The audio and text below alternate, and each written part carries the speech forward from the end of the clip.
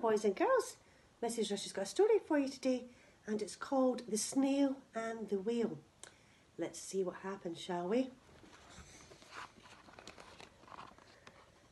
This is the tale of the tiny snail and the great big grey blue humpback whale. This is the rock as black as soot, and this is the snail with the itchy foot. The sea seal slithered over the rock and gazed at the sea and the ships in the dock. As she gazed, she sniffed and sighed. The sea is deep and the world is wide. How I long to sail, says a tiny snail.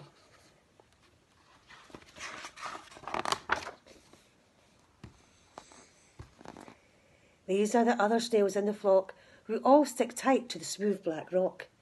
And said the snail with the itchy foot, "Be quiet, don't wriggle, sit still, stay put." But the tiny snail sighed and sniffed, then cried, "I've got it, I'll hitch a lift." This is the trail of the tiny snail, a slithery trail that looped and curved and says, "Lift wanted around the world." This is the whale who came one night when the tide was high and the stars were bright. A humpback whale immensely long, who sang to the snail a wonderful song of shimmering ice and coral waves and shooting stars and enormous waves. And this is the tale of the humpback whale. He held it out for the starlight sea and said to the snail, "Come sail with me."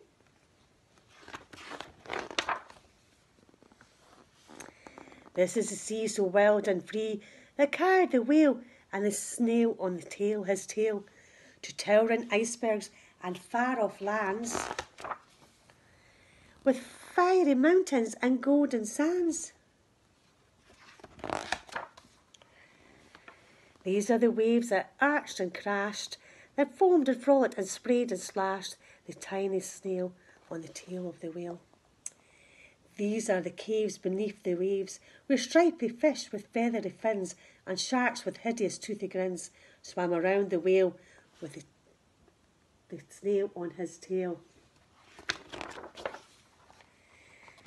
This is the sky so vast and high, sometimes sunny and blue and warm, sometimes filled with a thunderstorm, with zigzag lightning flashing and frightening the tiny snail on the tail on the whale.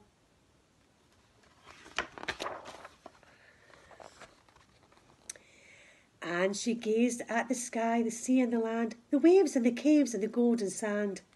She gazed and gazed, amazed by it all, and said to the whale, "I feel so small." But then came the day the whale lost his way. These are the speedboats running a race, zigging and zagging all over the place, upsetting the whale with her ear-splitting roar, making him swim too close to the shore. This is the tide slipping away. And this is the whale lying beached in a bay. "Quick off the sand, back to sea," cried the snail. "I can't move to the land, I'm too big," moaned the whale. The snail felt helpless and terribly small. Then says, "I've got it," she cried, and started to crawl. "I must not fail," says the tiny snail. This is a bell in the school in the bay, ringing the children in from play. This is the teacher holding her chalk, telling the class, "Sit straight, don't talk." This is a board as black as soot, and this is the snail with the itchy foot. "A snail, a snail!" The teacher turns pale. "Look," say the children, "it's leaving a trail." This is the trail of the tiny snail, a shivering trail saying, "Save the whale." These are the children running from school, fetching the fireman and digging a pool, squirting and spraying to keep the whale cool.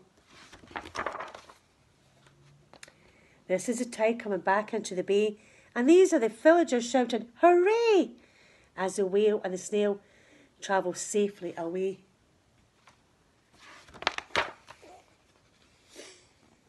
Back to the dock and the flock on the rock, who says, "How time's flown, and haven't you grown?"